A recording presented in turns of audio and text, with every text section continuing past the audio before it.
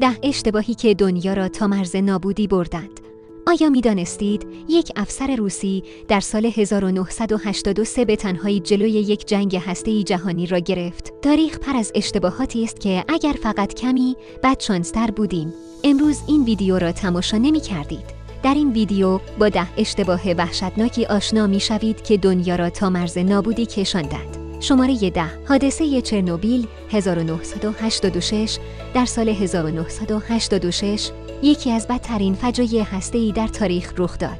یک آزمایش ساده در نیروگاه چرنوبیل به علت بی‌توجهی و اشتباهات انسانی باعث انفجار راکتور شد. این فاجعه نه تنها جان هزاران نفر را گرفت، بلکه اثرات رادیواکتیو آن تا قرنها باقی خواهد ماند. شماره 9. بحران موشکی کوبا 1962. جهان هرگز به اندازه 13 روز در سال 1962 به جنگ هسته‌ای نزدیک نبوده است. اتحاد جماهیر شوروی موشک‌های هسته‌ای خود را در کوبا مستقر کرد و آمریکا در آستانه حمله بود. در آخرین لحظات مذاکرات دیپلماتیک جلوی این فاجعه را گرفت. شماره 8. حادثه استانیسلاف پتروف 1983. در سپتامبر 1983 سیستم هشدار روسیه به اشتباه اعلام کرد که آمریکا موشک‌های هسته‌ای شلیک کرده است.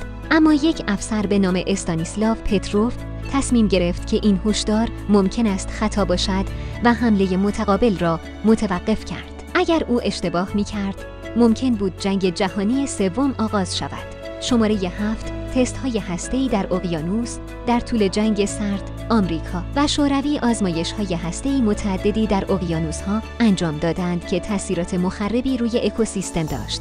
یکی از این آزمایش‌ها تقریباً باعث ایجاد یک سونامی مرگبار شد که می‌توانست هزاران نفر را بکشد. شماره 6. فاجعه بوپال 1984. در سال 1984 نشت گاز سمی در یک کارخانه شیمیایی در هند باعث مرگ بیش از 15,000 نفر شد.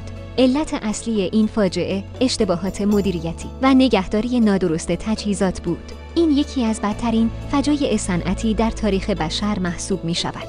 شماره 5. اشتباهات پزشکی که جان میلیون‌ها نفر را گرفتند. در طول تاریخ برخی از داروها و روش‌های پزشکی نادرست باعث مرگ میلیون‌ها نفر شدند.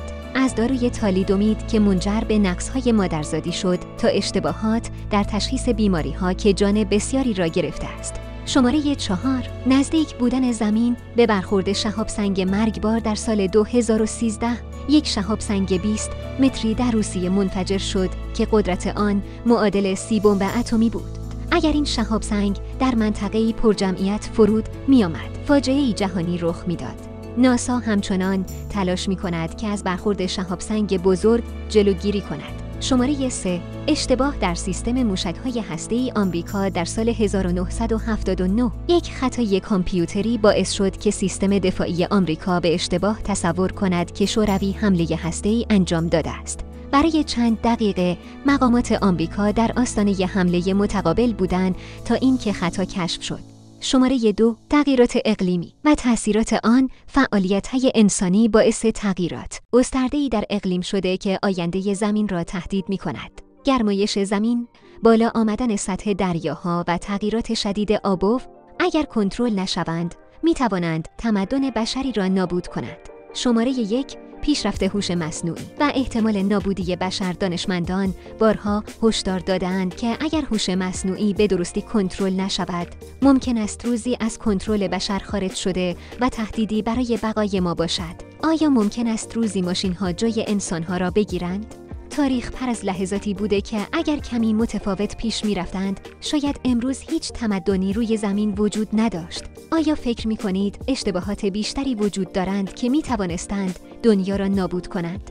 در نظرات بنویسید. یادتان نرود که ویدیو را لایک کنید، کانال را سابسکرایب کنید و زنگوله را بزنید تا ویدیوهای بعدی را از دست ندهند. اگر دوست دارید درباره این موضوعات بیشتر بدونید، حتما ویدیو رو لایک کنید و نظرتون رو توی کامنت ها برامون بنویسید.